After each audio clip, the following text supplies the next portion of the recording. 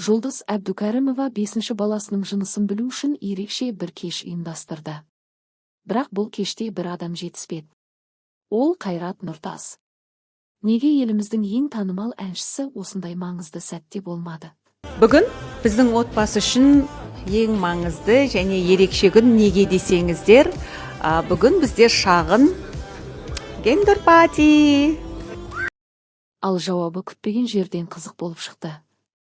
Астанадағы бір мейрамханада өткен гендер пати тым шағын болды. Жұлдыз тек 4 баласын ертіп келді. Үлкен декорацияда, шу-ду да жоқ, тек балаларға қуаныш сыйлау үшін жасалған мереке. Аса қатты гендер пати жасағым келмеді. Бірақ балалардың көңілін қимай, шусыз өткіздік, деді Жұлдыз. Ол сәбидің жынысын бірден ашып айтқан жоқ, видеоны өзінің YouTube арнасына жүктеді. Видеоны көрген көрермендер бірден болжауға кірісті.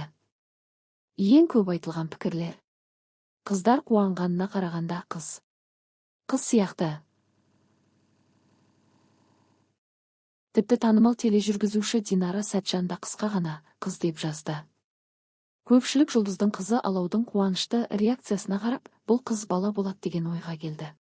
Бірақ көрерменнің назарын ең көп аударған нәрсе Қайрат Нұртастың мерекеде болмауы. Әлеуметтік желіде түрлі сұрақтар мен пікірлер жазылды. Неге дәл осындай сәтте болмадыңыз? Қайрат жоқ, онша қызық емес екен.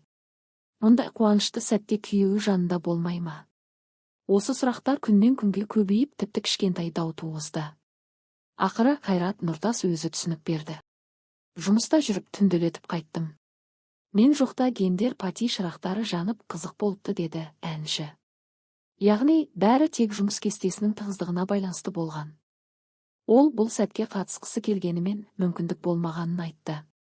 Сонымен көптен күткен 5-ші сәби ұл ма, әлде қыз ба? Жұлдыз бұл құпияны ашпай отыр. Бірақ желідегі болжамдардың басым бөлігі қыз бала.